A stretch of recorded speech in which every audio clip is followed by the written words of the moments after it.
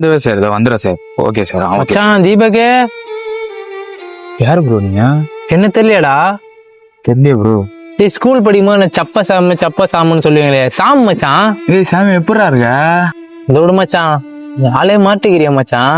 நீ எப்படி மச்சான் இருக்க? என்னன்னா மச்சான் நான் ஹாப்பியா இருக்கேன், சந்தோஷமா இருக்கேன்.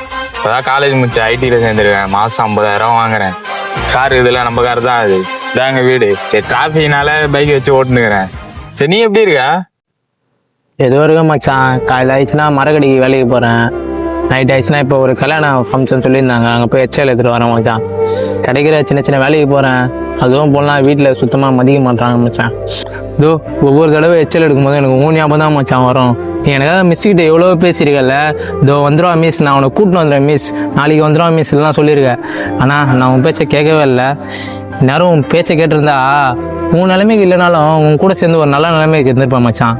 இதோ பாரு, படித்த நீ எப்படிங்கிற, படிக்காத நான் எப்படிங்கிற. ஆனால் லைஃப்பில் ஒன்று மட்டும் புரிஞ்சுக்கின மச்சான், எது இருக்குதோ இல்லையோ படிப்பு இருக்குன்னா மச்சான். படிப்பு இல்லைன்னா ஒரு நாய் கூட மதிக்காது மச்சான்.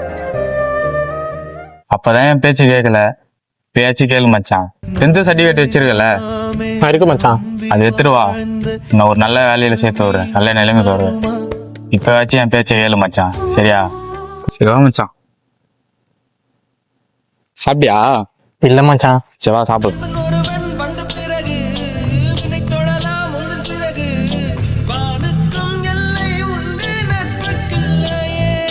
நண்பன்ல ஏதுவான் நல்ல நண்பன் கெட்ட நண்பன். நண்பன்னாலே நல்லவன் தான். லைக் பண்ணுங்க, ஷேர் பண்ணுங்க, கமெண்ட் பண்ணுங்க, சப்ஸ்கிரைப் பண்ணி பெல் பட்டனை ஆல்ல போட்டுருங்க. ஓகே.